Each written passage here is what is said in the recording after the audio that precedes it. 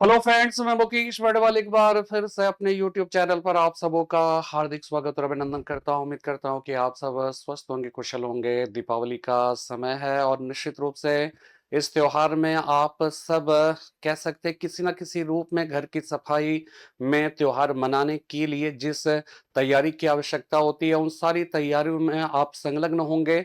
और निश्चित रूप से पढ़ाई भी बहुत जरूरी है और खासकर उन सारे बच्चों के लिए जो कि निश्चित रूप से किसी न किसी रूप में भविष्य के बेहतर निर्माण हेतु वो किसी न किसी रोजगार की तलाश में होंगे।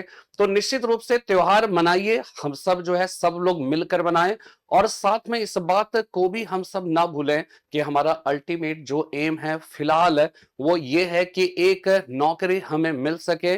और इसी के संदर्भ में हम सब इस त्योहार के अवसर पर भी जो है कहीं ना कहीं किसी न किसी रूप में क्लास हम सारे टीचर्स मिलकर ले रहे हैं। इसी के अंतर्गत आज के सेशन में हम सब पाल चित्रकला के बारे में बात करेंगे। और जैसा कि आप सब इस बात को जानते हैं कि चाहे वो टीजीटी पीजीटी हो, चाहे आप कह सकते हैं एलटी ग्रेड की तैयारी कर रहे हो, जीआईसी प्रवक्ता की तैयारी कर रहे हैं, या फिर कह सकते हैं कि ऐसे भारत में होने वाले हर एक एग्जाम के जहां पर कला से रिलेटेड सवाल पूछे जाते हैं उससे संबंधित आज का एक टॉपिक है और वो टॉपिक है पाल चित्रकला। और इसका प्रैक्टिस सेशन में हमने कहीं ना कहीं इसके बारे में आपको पढ़ाया, आपका नोट्स भी बनवाया और आज हम इसका प्रैक्टिस सेशन करेंगे। और जब प्रैक्टिस सेशन करेंगे तो इसमें थोड़ा सा जो है बैकग्राउंड हम सब समझ लें और उस बैकग्राउंड के आधार पर फिर हम 25 सवाल लेकर आपके सम्मुख उपस्थित हुए हैं। और उन 25 सवालों के माध्यम से हम सब इस बात को समझने की कोशिश करेंगे कि इस जो खंड कला के इस खंड से जो पूछे गए सवाल है उन सवालों की प्रकृति क्या है और हमें किन किन बातों को ध्यान में रखना चाहिए। तो देखिए, पाल चित्रकला की जब बात करते हैं तो पाल शब्द से ही जो है आपको ये बात क्लियर हो जानी चाहिए कि ये पाल वंशीय शासकों के संरक्षण में इस कला शैली का जन्म हुआ। जब हम पाल कला की बात करते हैं या पाल वंश की बात करते हैं तो आपको यह पता होगा कि जब हम पोस्ट गुप्ता पीरियड में जाते हैं तो भारत कई छोटे छोटे राज्यों में विभक्त हो जाता है। तो बंगाल, बिहार वगैरह के क्षेत्र में जिसका शासन था वो कौन सा वंश था? पाल वंश। और पाल वंश के जो शासक थे पॉलिटिकली जो है कह सकते हैं कि उनका जो भी इन्वॉल्वमेंट था, जो भी उनकी अपनी उपलब्धियां रही वो सब अपनी जगह पर है। लेकिन अगर हम कला के दृष्टिकोण से बात करें तो पाल वंशीय शासक कह सकते हैं कि वो कला के भी जो है मतलब एक बेहतरीन संरक्षक शासक थे। और पाल वंशीय शासकों ने चूंकि बौद्ध धर्म को संरक्षण प्रदान किया, बल्कि आप इसको इस तरह से कह सकते हो कि पाल वंश भारत के इतिहास का अंतिम ऐसा राजवंश था जिसने कि बौद्ध धर्म को संरक्षण दिया। और इस समय तक जाते जाते जैसे अगर हम 6th सेंचुरी बीसी की बात करें तो 6ठी शताब्दी ईसा पूर्व में आप देख रहे होंगे कि वहां से जैन और बौद्ध जैसे धर्मों का उदय होता है। फिर ये क्रमशः आगे बढ़ता जाता है, बढ़ता जाता है, बढ़ता जाता है। फिर दोनों धर्मों में, विशेषकर बौद्ध धर्म के अंदर बहुत सारे मतभेद, अंतर्भेद, वैचारिक जो कह सकते हैं कि डिफरेंसेस, आइडियोलॉजिकल डिफरेंसेस है, वो सारे आइडियोलॉजिकल डिफरेंसेस उभरने प्रारंभ हो गए। और अगर हम अशोक के समय तक की बात करें तो आप ये समझ लीजिए कि बौद्ध धर्म 18 शाखाओं में विभक्त हो जाता है। जब कनिष्क का समय आता है, चतुर्थ बौद्ध संगीति का आयोजन होता है और बौद्ध धर्म हीनयान और महायान जैसे 2 शाखाओं में विभक्त हो जाता है। फिर ये और समय बीतता है जब हम कह सकते हैं कि 7वीं शताब्दी ईस्वी में 7th सेंचुरी एडी में जब हम प्रवेश करते हैं तो बौद्ध धर्म के अंदर एक और शाखा आती है। और वो शाखा कौन सी शाखा? वज्रयान शाखा। और ये वज्रयान शाखा जो है ये तंत्र मंत्र में विश्वास करता था। ये कहा जाता है कि नर कपाल में भोजन करना, सुरापान करना और शवावशेष का शरीर पर लेप चढ़ाना जैसी जो है विशेषताएं, जैसे इनके आचरण थे, इनका व्यवहार था। और कहा जाता है कि पालों के काल में जब जब कह सकते हैं कि बौद्ध धर्म के प्रभाव वाले जिस चित्रकला शैली का जन्म हुआ उस पर इंपैक्ट जो है वो किसका रहेगा? बौद्ध धर्म का। और बौद्ध धर्म की भी कौन सी शाखा? तो ध्यान रखिएगा, महायान। और महायान से जब हम थोड़ा और आगे बढ़ते हैं तो वज्रयान शाखा का वहां पर असर होगा। यानी कि आप ये कह सकते हो कि पाल वंश के शासकों के समय में जिस चित्रकला शैली का जन्म हुआ वो पाल चित्रकला शैली कहलाता है। और चूंकि ये पूर्वी भारत, बिहार, बंगाल के क्षेत्र में इसका जो है मुख्य रूप से गतिविधियों का केंद्र बंगाल था, इसलिए बंगाल जो है कह सकते हैं कि चूंकि वो पूर्वी पूर्वी दिशा में है, पूर्व दिशा में है, इसीलिए पाल चित्रकला शैली को पूर्वी शैली कहकर भी पुकारा जाता है। और चूंकि बौद्ध धर्म से रिलेटेड जो है चित्रों का कह सकते हैं कि निर्माण हुआ, इसलिए इसको बौद्ध कला शैली भी कहकर पुकार सकते हो। लेकिन एक और इंपॉर्टेंट बात जो आपको जाननी है कि पाल काल के पहले यानी पोस्ट गुप्ता पीरियड के पहले जो है गुप्त काल था, और गुप्त काल में आप देखिएगा अजंता और बाघ की गुफाओं के चित्र बने। और एक प्रकार से आप ये समझ सकते हैं कि प्राग ऐतिहासिक काल के जो भीमबेटका गुफा चित्रकला है, वहां से जिस भित्ति चित्रकला का उदय हुआ, अजंता की गुफा तक जाते यानी गुप्त काल तक जाते जाते वो भित्ति चित्रकला अपने चरमोत्कर्ष पर पहुंच जाता है। और कहा जाता है कि जो है अजंता और बाघ की गुफा में जो भित्ति चित्र बने, जो म्यूरल पेंटिंग्स बने, वो म्यूरल पेंटिंग्स अपने आप में जो है भित्ति चित्रकला का कह सकते हैं कि क्लाइमेक्स है। लेकिन इस बात को भी ध्यान में रखना कि इसके बाद जब पाल कला शैली आता है, तो पाल कला शैली के अंतर्गत एक बहुत बड़ा परिवर्तन चित्रकला शैली के क्षेत्र में जो देखने को मिलता है वो ये कि चित्रकला जो है ना वो भित्ति चित्रकला से निकलकर मिनिएचर पेंटिंग की तरफ चला जाता है। जो कि भित्ति यानी दीवारों पर जो तस्वीरें बनती थी, जो चित्र उकेरे जाते थे, वो सारे चित्र बड़े बड़े होते थे, भव्य होते थे, दिव्य होते थे। लेकिन जब कहा जाता है कि जब जब चित्रों का जो धरातल है, वो धरातल जब दीवारों से निकलकर जब कहा जाता है पोथी हो जाते हैं, है ना, कपड़े वगैरह हो जाते हैं, तो वो जो म्यूरल पेंटिंग है, वो म्यूरल पेंटिंग एक प्रकार से कह सकते हो मिनिएचर पेंटिंग में कन्वर्ट हो जाता है, लघु चित्र में कन्वर्ट हो जाता है। और इसीलिए पाल जो चित्रकला शैली है, भारत के इतिहास की ये पहली ऐसी चित्रकला शैली है जहां पे भित्ति चित्र नहीं बल्कि लघु चित्र की बात आती है, मिनिएचर पेंटिंग की बात आती है। और इस मिनिएचर पेंटिंग को उकेरा जाता है पोथियों में। और पोथी चित्रण पाल चित्रकला शैली की बहुत ही महत्वपूर्ण विशेषता है। और ये जो पोथी होगा ना, ये याद रखिएगा, ये बौद्ध धर्म से जुड़ा होगा। बौद्ध धर्म से भी मतलब जो है अगर हम उसमें भी एक कह सकते हैं उसको पार्टिकुलराइज किया जाए, तो उसमें भी आप समझ जाइए महायान शाखा से रिलेटेड जो पुस्तकें हैं, जैसे कि अष्ट सहस्र सहस्रिका हो गया, या प्रज्ञा पारमिता हो गया, या करंद व्यू हो गया, ठीक है, इस तरह की जो पुस्तकें हैं उनका जो है चित्रांकन किया जाने लगा, ताड़पत्रों में चित्रांकन किया जाने लगा। पहले ताड़पत्र में, और ताड़पत्र में बहुत ज्यादा चित्रांकन हुआ, और बाद में कागज को भी धरातल के रूप में जो है प्रयोग किया जाने लगा। और ये सब चूंकि अजंता और बाघ की गुफा के बाद का ये काल है, इसलिए अजंता चित्रकला की जो अपनी पेंटिंग स्टाइल थी, उस पेंटिंग स्टाइल का असर जो है वो क्या है कि पाल चित्रकला में देखने को मिलता है। तो ठीक है, तो इससे जुड़े हुए 25 सवाल लेंगे, और उन 25 सवालों के माध्यम से बहुत सारी बातें हम सब करेंगे, देखेंगे कैसे कॉन्सेप्ट है। देखिए, कला जो है ना, या कोई भी विषय केवल तथ्यों का समूह मात्र नहीं होता है। कोई भी विषय तथ्यों का समुच्चय मात्र नहीं होता है, उसमें बहुत सारे कॉन्सेप्ट होते हैं। हर एक तथ्य के पीछे कॉन्सेप्ट होता है। उस कॉन्सेप्ट को यदि समझ लिया जाए तो हम तथ्यों को बहुत सरलता से, बहुत आसानी से याद कर सकते हैं। और मैं चूंकि यहाँ पे कला विषय को पढ़ाता हूं, ठीक है, चाहे आप किसी भी स्तर की तैयारी करते हैं जहां पे कला एक विषय के रूप में जहां पर लिया जाता है, जहां पर उससे संबंधित सवाल पूछे जाते हैं, उससे रिलेटेड सवाल यहाँ पर, उससे रिलेटेड क्लासेस यहाँ पे चल रहे हैं ऑलरेडी। लेकिन क्या है कि प्रैक्टिस सेशन की अगर हम बात करें तो इसके माध्यम से आप एक आकलन भी कर सकते हो कि यहाँ पर जो स्तर होता है क्लास का, उसका लेवल क्या होता है, उसमें जो टीचर्स पढ़ाते हैं इंटेलेक्चुअली वो किस लेवल के हैं, किस तरह से पढ़ाते हैं, किस तरह से कॉन्सेप्ट एंड फैक्ट्स का जो एक समागम होता है, एक कह सकते हैं कि दोनों के माध्यम से किसी विषय का एक बेहतर प्रस्तुतिकरण की बात आती है, तो उसमें वो किस तरह से वो करते हैं, इस क्लास के माध्यम से आप इसको महसूस कर सकते हो। तो चलिए, आज के सेशन का सबसे पहला सवाल है कि काल क्रमानुसार निम्न शैलियों के सही क्रम को चुनिए। अब ये देखिए, ये जो है ना, ये एक बहुत ही बेहतरीन क्लास है, बहुत ही बेहतरीन सवाल है। इसके माध्यम से क्या है कि आप इस बात को समझ सकते हो कि जो भारत में चित्रकला का जो डेवलपमेंट है, वो डेवलपमेंट कौन कौन से क्रम में हुआ है, किस किस क्रम में हुआ है, कौन कौन सा उसका क्रोनोलॉजिकल ऑर्डर क्या है। तो आपको बताना है कि काल क्रमानुसार, ठीक है, निम्न शैलियों के सही क्रम को चुनिए। इसमें कौन सा सही क्रम है, क्रोनोलॉजिकल ऑर्डर में बताना है अजंता, जैन शैली, कांगड़ा, मुगल लघु चित्रण हो गया। आपको बताना है 4 ऑप्शन दिए हैं, उस 4 ऑप्शन में कौन सा ऑप्शन सही है। आप सब जो आंसर दे रहे हो, ठीक है ना, आपने जो भी आंसर अभी तक है मतलब दिया है, उसके आधार पर मैं आपको जो है बताऊंगा कि क्या इसका सही है।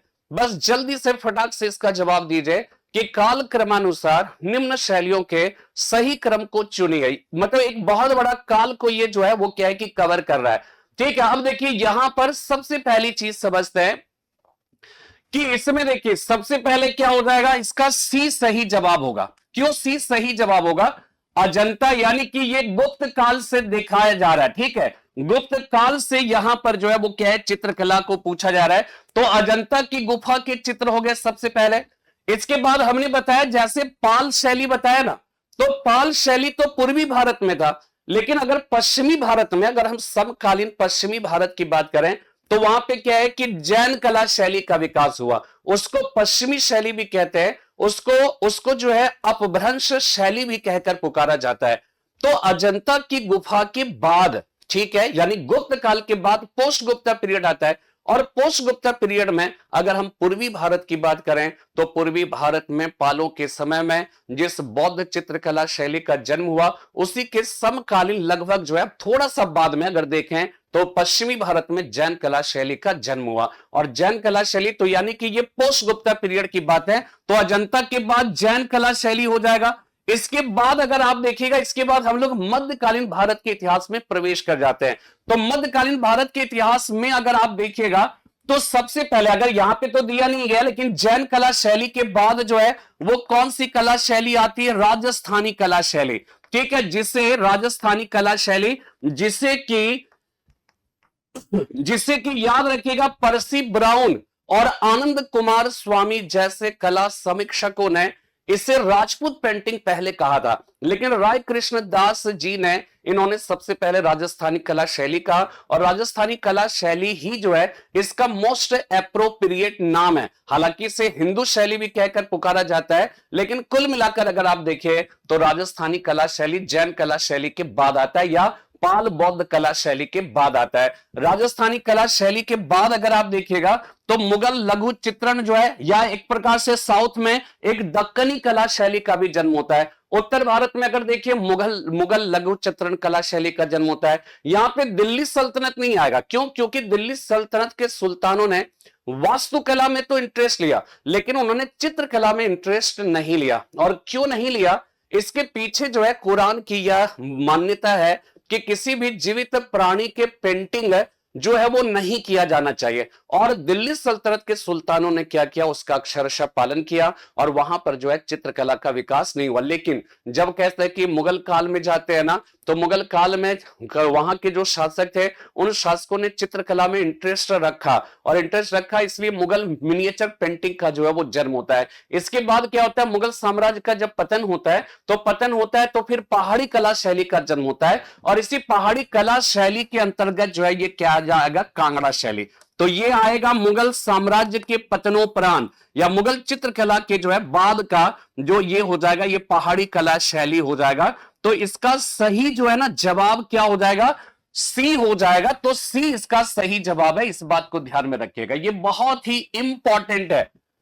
ठीक है, ये जो हमने आपको बताया ये बहुत ही महत्वपूर्ण है। आपको सबसे पहले क्या है ना कि कोई भी चित्रकला शैली पढ़ते हो ना, सबसे पहले उसका क्रोनोलॉजी समझने की कोशिश करिए कि इसके पहले क्या था, बाद में क्या था, किस तरह से, या उसके समकालीन क्या है। इस तरह की चीजों को अगर आप समझ कर पढ़ोगे तो निश्चित रूप से ऐसे सवालों का जवाब दे पाओगे, अदरवाइज नहीं दे पाएंगे। आप जो है सीक्वेंस से नहीं पढ़ोगे ना, तो आप जो है पता चला कि कभी कभी आपने किशनगढ़ शैली पढ़ लिया, कभी आपने कांगड़ा शैली पढ़ लिया, फिर कभी दक्कनी शैली, फिर अजंता की गुफा पढ़ रहे हो, फिर प्राग ऐतिहासिक काल की चित्रकला पढ़ रहे हैं। तो ये इससे कॉन्सेप्ट नहीं बनेगा, आप पार्टिकुलर उस कला शैली के बारे में जान जाओगे, लेकिन जब इस तरह के सवाल पूछे जाएंगे तो वहां पर निश्चित रूप से आपको तमाम तरह की दिक्कतों का सामना करना पड़ेगा। दूसरा, कला शैलियों का सही क्रम चयनित कीजिए, ये दूसरे तरह का सवाल है, ठीक है, मतलब वही सवाल है लेकिन एक क्रोनोलॉजिकल है और आपको यहां पर दूसरी कला। अब देखिए इसका सही जवाब क्या होगा, आप पहले इसको ढूंढने की कोशिश करिए, इसका सही जवाब क्या होगा। राजस्थानी, जैन, अजंता, पाल, ऐसा हो ही नहीं सकता है। इसमें अगर देखिए सबसे पहले तो अजंता ही होगा, तो अजंता सबसे पहले ये है, इसका मतलब है डी इसका सही जवाब है, ठीक है। देखिए अजंता हो गया, अजंता के बाद पाल आया और हमने आपको क्या बताया, ये दोनों समकालीन है, लेकिन इसके बाद, इसका थोड़े समय के बाद जैन कला शैली आता है। इसके बाद अभी अभी देखिए, इसके पहले राजस्थानी कला शैली बताया ना, राजस्थानी, इसके बाद मुगल चित्रकला शैली, इसके बाद पहाड़ी चित्रकला शैली आएगा, इसका मतलब है डी इसका सही जवाब है। तीसरे नंबर सवाल, भारतीय लघु चित्रों की परंपरा किस काल से आरंभ हुई। कितना अच्छा कॉन्सेप्ट हमने आपको बताया कि लघु चित्रों की परंपरा यानी कि मिनिएचर पेंटिंग, मिनिएचर पेंटिंग और म्यूरल पेंटिंग में अंतर क्या है। म्यूरल पेंटिंग का धरातल जो होगा ना, वो धरातल दीवार होगा, ठीक है, वो भित्ति होगा, दीवार होगा, गुफा की जो दीवारें होती है उन दीवारों में।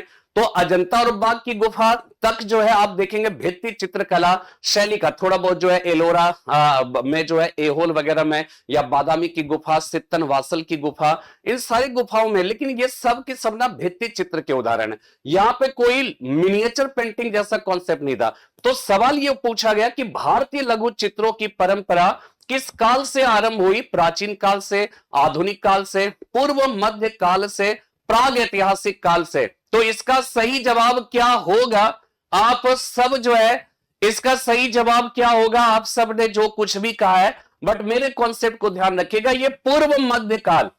अब देखिए पूर्व मध्यकाल का कॉन्सेप्ट समझिए क्या है। अभी अभी हमने आपको बताया कि ये लघु चित्र की परंपरा जो है ये पाल चित्रकला से आया। तो पाल चित्रकला से जब आया तो पाल वंश का शासन जो है आप 750 ईस्वी से मान लीजिए। तो ये भारत के इतिहास में कौन सा काल है, गुप्तोत्तर काल है, ठीक है, ये कौन सा काल हो जाएगा, गुप्तोत्तर काल है। इसको याद रखिएगा, राजपूत काल भी कहकर पुकारा जाता है, ठीक है, इसे क्या कहा गया, राजपूत काल। इसे याद रखना है, सामंतवादी युग भी कहा जाता है, इसे क्या कहा गया, सामंतवादी युग। और इसे ही याद रखिएगा, प्रारंभिक मध्य काल भी कहा जाता है, इसे और क्या कहा गया, प्रारंभिक मध्य काल भी कहकर पुकारा जाता है, इस बात को ध्यान में रखिएगा। तो इसीलिए प्रारंभिक मध्यकाल, प्रारंभिक मध्यकाल, यानी देखिए अब यहां पे क्या, पाल वंश, यानी थोड़ा सा आपको काल याद रखना होगा कि कौन से। तो गुप्त काल से हम सब गुप्तोत्तर काल में आ गए, और गुप्तोत्तर काल को याद रखिएगा, इसी को प्रारंभिक मध्य काल कहकर भी पुकारा जाता है। अगर यहां पे दे देता गुप्तोत्तर काल तो भी सही होता, यहां देता है राजपूत काल तो भी सही होता, यहां पे दे देता सामंतवादी युग तो भी सही होता। क्लियर हो गई बात। तो इसका सही जवाब जो है वो क्या हो जाएगा, सी। नेक्स्ट चौथे नंबर सवाल, लघु चित्रकला भारत के कौन से हिस्से में विकसित हुई। अब देख लीजिए, दिशा आप समझ लीजिए, अगर आप यहां पे देखिए इसको, अगर इस तरह से थोड़ा सा कॉन्सेप्ट को लेकर अगर आप चलोगे तो यहां पे जो है वो क्या है, गंगा यमुना का ये दोआब क्षेत्र है, ठीक है ना। तो यहां पे जो है ये बंगाल है, तो बंगाल पर शासन किसका था, पालों का शासन था। और पाल काल में कौन सी कला शैली का विकास हुआ, बौद्ध कला शैली या पाल कला शैली कहते हैं। और चूंकि ये पूर्व में है इसीलिए इसको पूर्वी शैली भी कहकर पुकारा जाता है, ठीक है, इसे पूर्वी शैली भी कहकर पुकारा गया। जब हम इधर आते हैं, ये पश्चिम का जो हिस्सा है, ये पश्चिम का हिस्सा याद रखिएगा मोस्टली गुजरात, और इसके बाद राजस्थान का क्षेत्र आएगा। और यहां पर जो है वो कौन सी कला शैली हो जाएगा, वो पूर्वी शैली है, तो इसको हम पश्चिमी शैली कहेंगे, ठीक है, पश्चिमी शैली कहेंगे। उधर बौद्ध धर्म का प्रभाव है तो इधर जैन धर्म का प्रभाव है, इसलिए इसको जैन शैली भी कहा जाएगा, ठीक है, इसे जैन शैली भी कहा जाएगा। इसके बाद जैन शैली याद रखिएगा, इसे अपभ्रंश शैली भी कहकर पुकारा जाता है, इसे अपभ्रंश शैली भी कहकर पुकारा जाता है। तो यहां पे देखिए, इसके पहले जो कला शैली थी भारत में वो अजंता की चित्रकला शैली थी, ठीक है, अजंता। और ध्यान रखना, अजंता की चित्रकला शैली का प्रभाव इस पर है, क्योंकि अजंता की गुफा के जो चित्र है ना, ये बौद्ध धर्म से प्रभावित है। तो बौद्ध धर्म से प्रभावित है, और इसके बाद पाल कला शैली आया, तो अजंता की चित्रकला शैली का प्रभाव जो है पाल कला शैली पर देखने को मिलता है। ठीक है, इसके बाद जब हम पश्चिमी कला शैली की बात करते हैं तो ये हो गया, लेकिन इसके बाद फिर हमने आपको क्या बताया, राजस्थानी, ये राजस्थान का क्षेत्र है, यहां पे राजस्थानी कला शैली है, किशनगढ़ शैली हो गया, मेवाड़ शैली, ठीक है, बूंदी शैली, कोटा शैली, ठीक है, ये सारी शैली, जयपुर शैली, ये सब शैली बाद में, यानी कि इसके बाद आएगा। तो इसके बाद आएगा, और इसके पहले चूंकि जैन कला शैली यानी अपभ्रंश शैली था, इसीलिए जब सवाल आएगा कि राजस्थानी शैली पर कौन सी कला शैली का प्रभाव है, तो ध्यान रखिएगा अपभ्रंश शैली का प्रभाव यहां पे देखने को मिलेगा। ठीक है, जब यहां पे पूछा जाएगा पाल चित्रकला शैली पर किसका प्रभाव है, तो याद रखिएगा अजंता की गुफा की चित्रकला शैली। क्यों? क्योंकि अजंता की गुफा ये बौद्ध धर्म से संबंधित चित्रों का, जातकों का प्रदर्शन, महात्मा बुद्ध के जीवन से संबंधित जो महत्वपूर्ण घटनाएं हैं उन घटनाओं का प्रदर्शन यहां पर किया गया। तो ये अपने आप में बहुत ही महत्वपूर्ण है। तो चूंकि अब देखिए ये पूछ रहा है लघु चित्रकला, तो लघु चित्रकला की शुरुआत तो पालों से हुई है, और पालों का शासन किधर है? पूर्व में, इसीलिए ये इसका सही जवाब होगा, पूर्वी कला शैली हो जाएगा। क्लियर हो गया ना? इसलिए ये हो गया पूर्वी कला शैली, ये बहुत इंपॉर्टेंट है। देखिए ये आप देख रहे हो, कॉन्सेप्ट को समझिए, ये सब कॉन्सेप्चुअल सवाल है, रट के तो कहीं भी जो है आप कह सकते हैं कि अब एक दो सवाल आप कर सकते हो, लेकिन आपने अभी तक देखा कि अभी ये मेरा चौथा सवाल है, लेकिन कॉन्सेप्चुअली आपको कितना अपने आप को जो है कितना स्पष्ट, कितना क्रिस्टल क्लियर आपको रखना पड़ता है। ठीक है, तो ये बात हो गई। चलिए नेक्स्ट जो है 5वें नंबर सवाल पे आते हैं कि सर्वप्रथम लघु चित्र किस पर बनाए गए।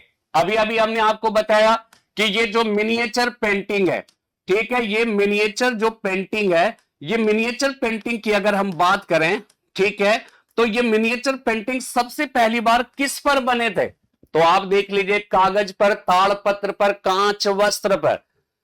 ठीक है, सबसे पहले तो ध्यान ये रखना है कि इसका सही जवाब हो जाएगा ताड़पत्र, जिसको हम कहेंगे पाम लीव्स, पाम लीव्स कहेंगे। ठीक है, पाम लीव्स पर सबसे पहले जो है वो क्या हुआ, लघु चित्र का, मिनिएचर पेंटिंग का रचना हुआ। इसके बाद अगर आप देखिएगा कागज, अगर आप देखिएगा मेवाड़ शैली के अंतर्गत आता है पिछवाई, पिछवाई कला शैली आता है मेवाड़ कला शैली के अंतर्गत। पिछवाई कला शैली मुख्य रूप से वस्त्र पर किया गया। तो फिलहाल ये पूछ रहा है कि मिनिएचर पेंटिंग का, तो एक इसका भी विकास क्रम है, लेकिन सबसे पहले ताड़पत्र पर, ठीक है, इसके बाद कागज आएगा, इसके बाद वस्त्र वगैरह भी आएगा। तो यहां पे इसका सही जवाब है कि सर्वप्रथम पूछ रहा है, तो ताड़पत्र इसका सही जवाब होगा। नेक्स्ट 6 नंबर सवाल, भारत में लघु चित्रों के जनक के रूप में किसे कहा जाता है? फिर से देखिए वही कॉन्सेप्चुअल सवाल है कि लघु चित्रों का जनक, ठीक है, father of miniature painting, which art style या which school of art is known as father of miniature painting है। तो इसका सही जवाब क्या होगा? आप सब दीजिए 6 नंबर सवाल। अभी तक हमने जो कॉन्सेप्ट बताए हैं तो अपने आप ये अंडरस्टूड है, क्लियर हो जाता है। इसका सही जवाब याद रखिएगा क्या हो जाएगा, पाल चित्रकला शैली हो जाएगा। ठीक है, देख रहे हैं ना? इसके बाद मतलब यहां पे देखिए, इसमें जितने हैं ना सब के सब मिनिएचर पेंटिंग है, ये सब के सब मिनिएचर पेंटिंग है, सब लघु चित्र, लघु चित्रण, यहां पे सब जगह जो है वो क्या है, सभी में लघु चित्रण की बात है। लेकिन ये पूछ रहा है कि सबसे पहली बार किसने, एक प्रकार से आप ये कह सकते हो भारत में जो है मिनिएचर पेंटिंग को किसने डायरेक्शन दिया, किसने जो है सबसे पहली इसकी पहली बार इसकी शुरुआत की? तो इसका जवाब हो जाएगा पाल चित्रकला शैली हो जाएगा। ठीक है, 7वां नंबर सवाल, पाल शैली का जन्म कौन सी शताब्दी में हुआ? अब देखिए ये जो है ये एक सवाल है। पाल, अब जैसे बौद्ध धर्म को अगर आप देखिएगा पाल वंश वो 750 ईस्वी में ही स्टार्ट हो जाता है, ये क्या इंडिकेट कर रहा है 8वीं शताब्दी। लेकिन ये तुरंत तो स्टार्ट नहीं होगा ना, इसके बाद जब धर्मपाल देवपाल वगैरह है तो 9वीं शताब्दी में याद रखिएगा कि इसका जो है वो क्या है कि जन्म होगा, और ये लगभग 13वीं शताब्दी तक चलता रहेगा। और आपको पता है कि जब क्या हुआ कि कुतुबुद्दीन बख्तियार खिलजी ने जो है जब नालंदा विश्वविद्यालय, या कह सकते हैं कि ये जो है मोहम्मद कुतुबुद्दीन मोहम्मद गौरी की सेना के साथ ये सब आया, तो ये सब जब पूर्वी भारत के क्षेत्र में गया तो इसने बौद्ध धर्म के जो केंद्र थे उस केंद्र पर हमला किया, नालंदा विश्वविद्यालय का विनाश कर दिया, विक्रमशिला विश्वविद्यालय का विनाश कर दिया। तो इसकी वजह से क्या हुआ कि कहीं ना कहीं 13वीं शताब्दी तक में इसका जो है पतन हो जाता है, अचानक इसका डिक्लाइन हो जाता है। क्यों? क्योंकि बौद्ध धर्म को इन लोगों ने तहस नहस कर दिया। तो तहस नहस कर दिया, जब बौद्ध धर्म रहा ही नहीं तो बौद्ध धर्म का असर ही जब खत्म हो गया, वो एकदम सिमट गया, एकदम जो है वो कह सकते हैं कि संकुचित हो गया। तो ऐसी स्थिति में जाहिर सी बात है कि भाई जान बचाने का आपको जो है ज्यादा परवाह है, आक्रमण हो रहा है तो आप जान बचाओगे या एक ब्रश लेकर तुलिका और वर्तिका लेकर आप पेंटिंग करोगे आप? उस समय तो जाहिर सी बात है इसका डिक्लाइन हुआ। तो 9वीं शताब्दी से ध्यान रखिएगा 13वीं शताब्दी तक जो है ये रहेगा, इसलिए 9वीं शताब्दी इसका सही जवाब है, इस बात को ध्यान में रखना है। ठीक है, 8वें नंबर सवाल, निम्नलिखित में से किस लघु चित्र पर अजंता का प्रभाव है? देखिए एक छोटा सा कॉन्सेप्ट है हमने आपको दिया, लेकिन देखिए कितने तरह के, और ये सारे के सारे सवाल जो है ना बहुत ही महत्वपूर्ण है और विभिन्न एग्जाम्स में पूछे गए। तो आप देख रहे हो कि अगर आप थोड़ा सा कॉन्सेप्ट समझ लेते हैं आपके पास कितने सारे सवालों का जवाब रहता है। तो देखिए यहां पे निम्नलिखित में से कौन से लघु चित्र पर अजंता का प्रभाव है? तो अभी अभी आपको क्या बताया? पाल लघु चित्र, ये ध्यान रखना है, पाल लघु चित्र। ये जैन लघु चित्र शैली जो है ये अपभ्रंश राजस्थानी कला शैली पर, आप देखिएगा क्या हो जाएगा, राजस्थानी कला शैली पर जो है प्रभाव हो जाएगा अपभ्रंश शैली का। क्यों? क्योंकि इसके पहले जैन शैली था तो इस पर इसका प्रभाव रहेगा, तो अपभ्रंश शैली का हो जाएगा। तो अजंता की गुफा की तस्वीर की अगर हम बात करें तो पाल लघु चित्र में। ठीक है, 9वां नंबर सवाल, पाल शैली के चित्र कौन से धर्म व दर्शन से संबंधित है? अभी अभी आपको बता दिया कि पाल वंश कॉन्सेप्ट क्या बताया, यह अंतिम ऐसा राजवंश है जिसने बौद्ध धर्म को संरक्षण दिया। इसी का तो शासक था ना धर्मपाल, और धर्मपाल ने कौन से विश्वविद्यालय की स्थापना की थी? विक्रमशिला विश्वविद्यालय। और यहां पर बौद्ध धर्म से संबंधित कौन सी शाखा की पढ़ाई होती थी? वज्रयान शाखा। तो वज्रयान शाखा की यहां पे पढ़ाई होती थी, ये ध्यान रखना है। यानी ओवरऑल ये जुड़ा हुआ किससे? बौद्ध धर्म। तो इसका सही जवाब जो है वो क्या हो जाएगा? बौद्ध धर्म हो जाएगा। ठीक है, बात समझ में आ रही है? तो पाल शैली के चित्र किस धर्म व दर्शन से संबंधित है? तो इसका सही जवाब हो जाएगा बौद्ध धर्म। ठीक है, चलिए नेक्स्ट 10वें नंबर सवाल पे आते हैं कि पाल शैली के प्रमुख 3 केंद्र कौन से थे? तो अभी अभी हमने आपको क्या बताया, पालों का शासन पूर्वी भारत में है। पूर्वी भारत में क्या है? बंगाल, बिहार। उस समय एक प्रकार से बंगाल हो, बिहार हो, उड़ीसा, ये सब जो है ना एक ही प्रांत के शक्ल में रहता था, एक ही प्रांत के रूप में से जो है।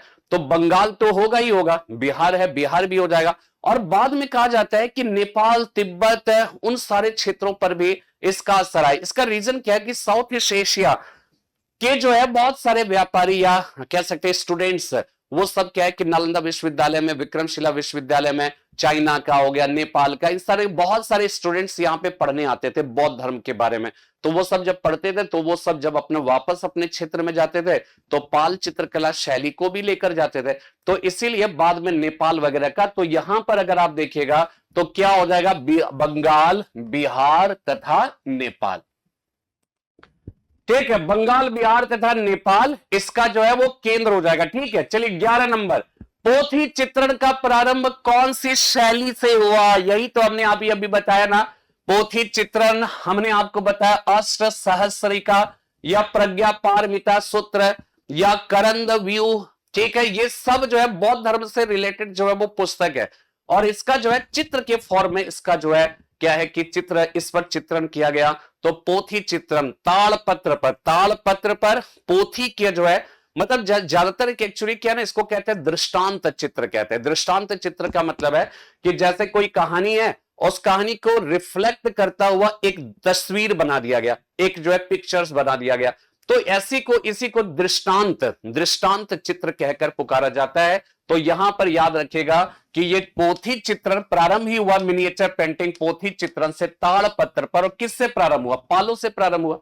तो पाल चित्रकला शैली से प्रारंभ हुआ था, इस बात को ध्यान में रखना। 12 नंबर सवाल, पाल शैली की चित्रित पोथियां अधिकतर किस सतह पर चित्रित की गई? सतह का मतलब यहां पे देखिए प्रयुक्त जो शब्दावली है, एक हो गया सतह, फिर ये हो जाएगा धरातल, ठीक है, ये हो गया धरातल या सतह।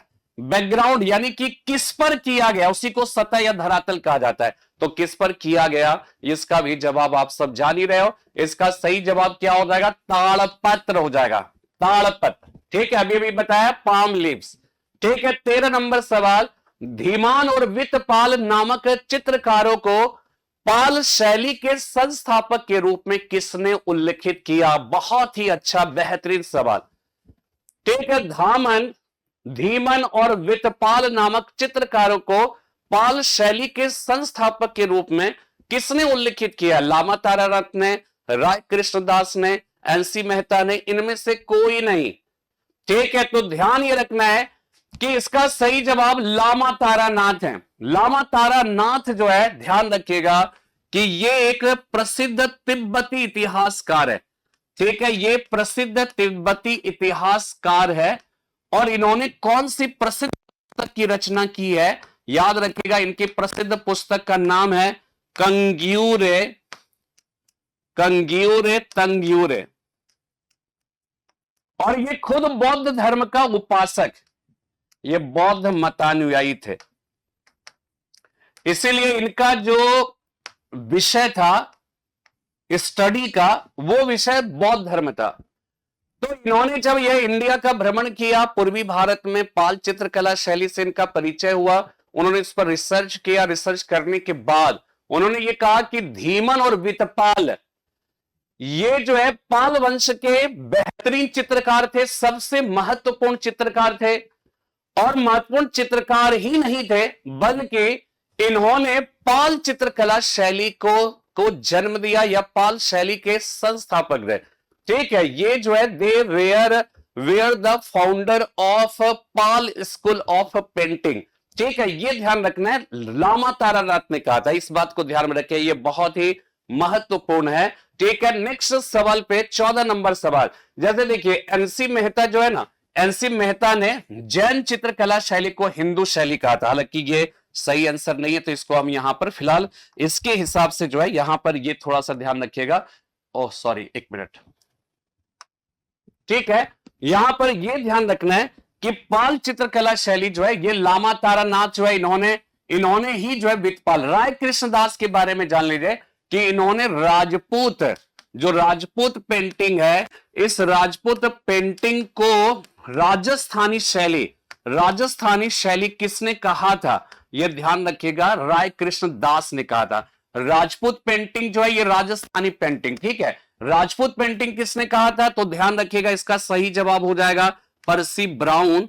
किसने कहा था? पर्सी ब्राउन ने कहा था। और सबसे पहले आनंद कुमार स्वामी ने कहा था, आनंद कुमार स्वामी ने कहा था राजपूत पेंटिंग, आनंद कुमार स्वामी, ठीक है, आनंद कुमार स्वामी ने कहा था, इसको ध्यान में रखना है, ठीक है, आनंद कुमार स्वामी। और एनसी मेहता ने राजपूत कला शैली को क्या कहा था? ध्यान रखिएगा, इन्होंने राजपूत कला शैली को कहा था हिंदू कला शैली। तो यहां पे फिलहाल इसका सही जवाब लामा तारानाथ हो जाएगा। चलिए 14 नंबर सवाल, प्राचीन विक्रमशिला विश्वविद्यालय कौन से नगर में स्थित था?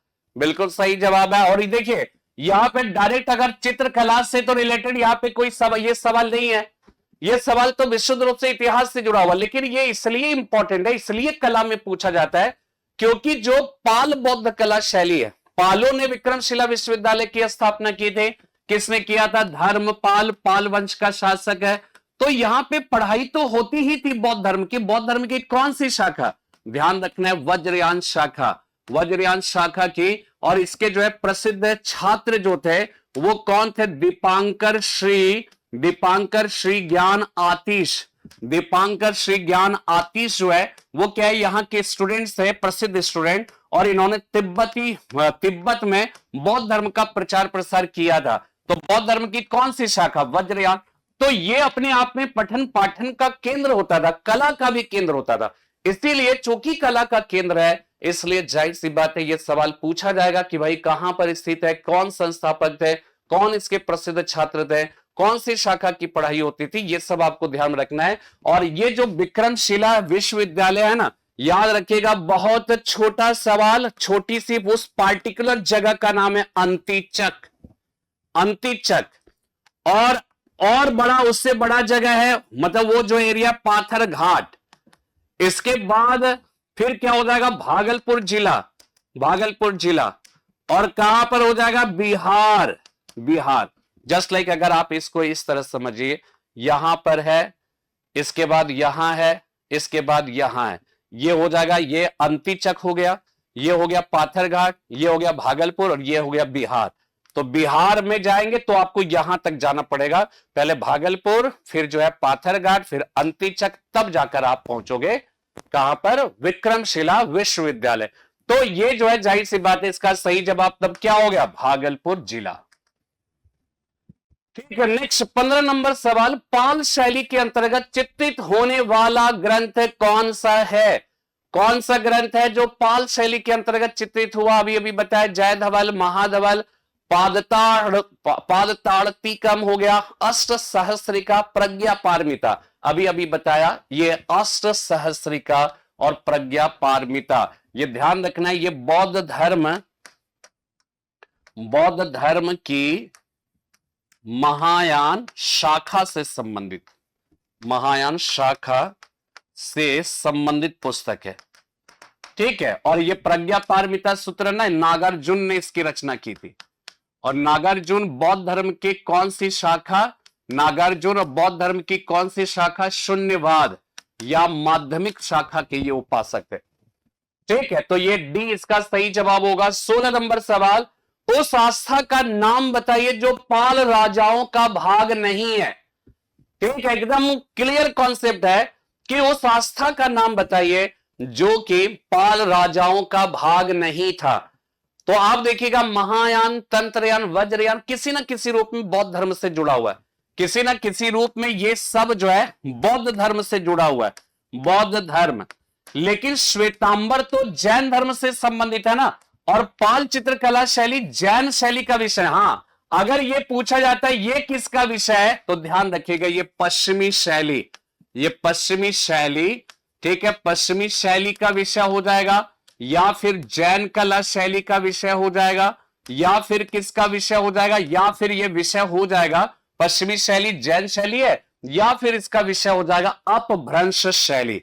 अपभ्रंश शैली गुजरात राजस्थान के क्षेत्र में इसका जो है प्रभाव रहेगा, श्वेतांबर। ठीक है, इसीलिए ये ध्यान रखिएगा, ये सब बौद्ध धर्म से जुड़ा है। लेकिन अब पूछ रहा है कि पाल राजाओं ने, तो पाल राजाओं ने जैन धर्म को थोड़ी संरक्षण दिया, इसलिए इसका सही जवाब होगा श्वेतांबर। ठीक है, नेक्स्ट, बुद्ध की मानवीय रूप में प्रतिमाएं, चित्र किसमें प्राप्त होती है? ठीक है, एक बहुत ही अच्छा सवाल है, और यह भी इतिहास से जुड़ा हुआ है। लेकिन चूंकि कला की बात है ना, तो कला में तो मूर्ति कला, चित्रकला हम लोग पढ़ते हैं ना, तो ध्यान ये रखिएगा कि क्या हुआ था कनिष्क के समय में। ठीक है, आप सबको ये पता है, देखिए बैकग्राउंड समझना जरूरी है। कनिष्क के काल में क्या हुआ, चतुर्थ संगीति हुई। ठीक है, चतुर्थ संगीति का आयोजन हुआ कनिष्क के समय में। इस संगीति में बौद्ध धर्म किसमें बढ़ गया, हीनयान व महायान जैसे दो शाखाओं में। ठीक है, हीनयान या महायान जैसे दो शाखाओं में। हीनयान का क्या मानना था, उनका यह मानना था कि महात्मा बुद्ध भगवान नहीं थे। ठीक है, हीनयानियों का यह कहना था कि महात्मा बुद्ध भगवान नहीं थे, लेकिन हम मानव जैसे या हम मानव के समकक्ष भी नहीं थे। मानव थे लेकिन हमारे जैसे नहीं, वो महामानव थे। वो किसी दिव्य जो है कह सकते हैं गुणों से विभूषित थे। उनकी अलग जो है वो कैटेगरी आप कह सकते हो कि मानव से महामानव, लेकिन भगवान नहीं थे। ये कौन कहते हैं, हीनयान। महायानियों का कहना है कि नहीं, महात्मा बुद्ध भगवान थे, और महात्मा बुद्ध अब रहे नहीं, तो महात्मा बुद्ध की हम सब पूजा, भगवान की पूजा कैसे करेंगे? तो हमें इनकी मूर्ति बनानी है, इनका चित्र बनाना है। तो मूर्ति कला या चित्रकला का जन्म बौद्ध धर्म की कौन सी शाखा के अंतर्गत होगा, महायान शाखा के अंतर्गत। यह सवाल पूछा जाता है कि महायानियों का बौद्ध धर्म को दिया गया सबसे बड़ा योगदान, सबसे बड़ा कंट्रीब्यूशन महायानियों का बौद्ध धर्म को दिया गया क्या है? तो इसका जवाब होगा कि महात्मा बुद्ध को भगवान का दर्जा देना और भगवान के रूप में पूजन हेतु उनकी मूर्तियां, उनके चित्रों का निर्माण करना। या याद रखें, अब आप बोलोगे सर हीन यानी क्या, फिर पूजा नहीं करते थे? हीन यानी पूजा करते थे, लेकिन महात्मा बुद्ध के सशरीर उन बनी हुई जो मूर्ति है, उस मूर्ति की नहीं, बल्कि महात्मा बुद्ध के जीवन से संबंधित जो प्रतीक है, उन प्रतीकों का वो पूजा करते रहे। जैसे महात्मा बुद्ध के जब माता के गर्भ में आने का प्रतीक जो है व्हाइट एलिफेंट है, जन्म का प्रतीक जो है वो कमल का फूल होगा, युवावस्था का प्रतीक जो है वो क्या हो जाएगा, वो हो जाएगा सांड हो जाएगा। ठीक है, इसी तरह से गृह त्याग का प्रतीक अश्व हो जाएगा। इसी तरह से कह सकते हैं कि संबोधि की प्राप्ति पीपल वृक्ष हो जाएगा, जो है निर्वाण की प्राप्ति फुटप्रिंट हो गया, इसी तरह से महापरिनिर्वाण की प्राप्ति स्तूप हो गया। तो इन सब की पूजा करते थे। बुद्ध की पूजा सशरीर मूर्ति बनाकर या चित्र बनाकर नहीं करते थे। इसीलिए आप ये कह सकते हो, इसीलिए देखिए इससे पढ़ा जाता है, क्योंकि महायानियों ने क्या किया कि एक प्रकार से महात्मा बुद्ध की मूर्ति बनवाई, चित्र बनवाए। तो इससे क्या होता है कि कहीं ना कहीं आप ये कह सकते हो कि इस महायान शाखा को कला के अंतर्गत इसलिए पढ़ा जाएगा, कहीं ना कहीं बौद्ध कला शैली के जन्म देने में इसकी अपनी एक बहुत ही महत्वपूर्ण भूमिका है। तो इसीलिए इसका सही जवाब महायान संप्रदाय हो जाएगा। इस बात को ध्यान में रखना है। ठीक है, चलिए 18 नंबर सवाल, बौद्ध धर्म का कौन सा वर्ग बुद्ध को किसी भगवान के बजाय एक मानव के रूप में देखता है, जिसने मोक्ष का तरीका खोजा था? बस जस्ट लाइक देखिए, इसके पहले हमने कॉन्सेप्ट बताया ना, बस एक कॉन्सेप्ट में देखिए दो सवाल बन गए। अभी अभी क्या बताया, हीनयान बताया कि नहीं बताया? हीनयान याद रखिएगा कि इन्होंने क्या किया, बुद्ध को किसी भगवान के रूप में नहीं, एक मानव के रूप में। हाँ, ये क्या कहते हैं, ये मानव, महात्मा बुद्ध आम मानव की तरह नहीं थे, आम इंसान की तरह नहीं थे, वो एक महामानव थे, लेकिन भगवान नहीं थे। इसलिए हीनयान इसका सही जवाब होगा। 19 नंबर सवाल पे आते हैं कि वह स्कूल जिसे बुद्ध और बोधिसत्व, ठीक है, जिसे बुद्ध और बोधिसत्व प्रतिमाओं में विशेषता हासिल थे, स्कूल जिसे बुद्ध और बोधिसत्व प्रतिमाओं में विशेषता हासिल थी, पाल, गांधार, ओडिशा, मथुरा। ठीक है, अब देखिए, अब इसका कॉन्सेप्ट समझिए कि कनिष्क के चतुर्थ बौद्ध संगीति में बौद्ध धर्म का हीनयान महायान में बटा। तो कनिष्क जो है किसका उपासक था? महायान का। और महायान में क्या है, बुद्ध को ईश्वर का रूप दिया गया, और ईश्वर के रूप में पूजन हेतु इनकी मूर्तियां बनेंगी। और मूर्ति कौन सी कला शैली में बनी? तो कनिष्क के समय में याद रखिएगा गांधार कला शैली और मथुरा कला शैली, इन दोनों कला शैलियों में मूर्तियां बनी। ठीक है, दोनों को जन्म दिया था इंडो ग्रीकों ने, लेकिन इस कला शैली का वास्तविक विकास कुषाणों के समय में हुआ। तो गांधार कला शैली में भी मूर्तियां बनी है, मथुरा कला शैली में, लेकिन मथुरा ऑप्शन नहीं दिया है। ऑप्शन क्या दिया है? गांधार कला शैली। इसलिए गांधार कला शैली जो है इसका सही जवाब होगा। ठीक है, गांधार कला शैली जो है ना, ये अफगानिस्तान या पाकिस्तान, वर्तमान जलालाबाद, बिमरन, हड्ड, तक्षशिला, बामियान, है ना, बैग्राम, ये सब उनकी गतिविधियों का केंद्र था। और वहां पे चूंकि स्थानीय रूप से नीले भूरे रंग के पत्थरों को पत्थरें मिलती है बड़ी मात्रा में, इसलिए गांधार कला शैली के अंतर्गत महात्मा बुद्ध की जो मूर्तियां बनी है वो नीले भूरे रंग के पत्थरों से बनी है। ठीक है, इसके अलावा देखिए कि गांधार कला शैली में जो है ना, इसकी सबसे बड़ी विशेषता क्या है कि इसमें महात्मा बुद्ध को ग्रीक देवता अपोलो की तरह बनाया गया। इसीलिए उनके चेहरे के पीछे जो है एक आभा मंडल के रूप में जो है वो क्या है कि एक चक्र को जो है दर्शाया गया है। तो ये अपने आप में बहुत ही महत्वपूर्ण है गांधार कला शैली। तो इसलिए बुद्ध और बोधिसत्व प्रतिमाओं में विशेषता हासिल थी गांधार। 20 नंबर सवाल, पंच रक्षा सूत्र की हस्तलिपि का चित्रण किस परंपरा से संबंधित? अभी अभी हमने आपको बताया कि चाहे अष्ट सहस्रिका हो गया, ठीक है, अभी भी बताया अष्ट सहस्रिका, चूंकि पोथी चित्रण है ना, तो अष्ट सहस्रिका हो गया। इसी प्रकार प्रज्ञा पारमिता सूत्र हो गया, प्रज्ञा पारमिता सूत्र हो गया। ठीक है, इसी प्रकार और क्या होगा, और ध्यान रखिएगा, अष्ट सहस्रिका, प्रज्ञा, करंद व्यू हो जाएगा। और क्या हो जाएगा, यही जो है ध्यान रख रहे हैं, पंच रक्षा सूत्र, सब बौद्ध धर्म से जुड़ा हुआ पंच रक्षा सूत्र। पंच रक्षा सूत्र है तो ये सब किससे है? पाल लघु चित्रकारी से है ना भाई। जैन धर्म तो दक्कन वक्कन ये सब तो होगा नहीं, ये सब बौद्ध धर्म से जुड़ा है, तो पाल चित्रकला शैली।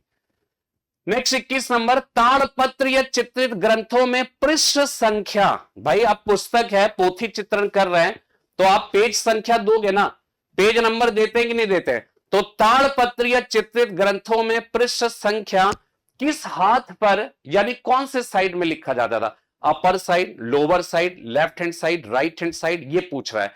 तो ताड़पत्र या चित्रित ग्रंथों में पृष्ठ संख्या किस हाथ पर लिखी जाती थी? सीधे हाथ, सीधे हाथ मतलब राइट हैंड साइड में लिखा जाता था, बाएं हाथ का मतलब हो गया लेफ्ट हैंड साइड में, ऊपर की तरफ, बीच में, ठीक है, नीचे की तरफ, बीच में।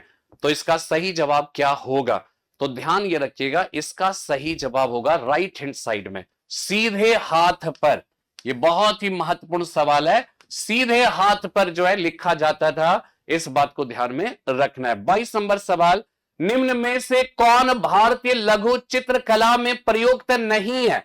अब देखिए ये सब, यानी कि जब हम क्या करते हैं, जब हम म्यूरल पेंटिंग बनाते हैं, जब हम भित्ति चित्रण करते हैं, तो वहां पे तूलिका, वर्तिका, उसका जो माध्यम होगा, उस माध्यम का हम जो है अलग तरीके का इस्तेमाल करेंगे, अलग माध्यम का प्रयोग करेंगे। जब हम मिनिएचर पेंटिंग बनाएंगे तो उसमें अलग। तो ये पूछ रहा है कि किसका प्रयोग नहीं होता था मिनिएचर पेंटिंग में, किसका प्रयोग नहीं होता था? लाइन प्लास्टर हो गया, तुलत हो गया, नीम कलम हो गया, लेपिस लेजुली हो गया। तो ध्यान ये रखना है, लाइन प्लास्टर का मतलब है चूने पत्थर का प्लास्टर। तो ये सब तो टेम्पेरा, फ्रेस्को पेंटिंग वगैरह सब होता था, खासकर जो है कह सकते हैं कि जो टेम्पेरा पेंटिंग या फ्रेस्को पेंटिंग, उसमें जो है लाइन प्लास्टर, चूने का ही तो वो परत वरत जो है बनाया जाता था, धरातल जिसको कहते हैं। तो ये जो है याद रखिएगा, ये इसका सही जवाब होगा, ये याद रखिएगा, इसका प्रयोग जो है म्यूरल पेंटिंग में, म्यूरल पेंटिंग या भित्ति चित्र में इसका प्रयोग होता था, इसका प्रयोग, ठीक है। अब लेकिन अब ये सब तीनों के तीनों ये हो जाएगा मिनिएचर पेंटिंग, लघु चित्र में इसका प्रयोग होता था। अब तुलत क्या होता था ना, जस्ट लाइक तुलिका, तुलिका मतलब ब्रश होता है, तो ब्रश का जो प्रयोग होता है वो जाहिर सी बात है कि वो हम किस में करते हैं, छोटे छोटे ब्रश वगैरह सब, ये सब जो है लघु चित्रकला में। नीम कलम क्या होता है? नीम कलम एक प्रकार से लघु चित्र बनाने की एक प्रकार की तकनीक है, तकनीक समझ लिए। लेपिस लेजुली आप जानते ही हो कि ये जो है ईरान से, फारस से मंगाया जाता था, ठीक है, या बदख्शां, अफगानिस्तान से मंगाया जाता था, और इससे कौन सा कलर तैयार होता था? नीला कलर।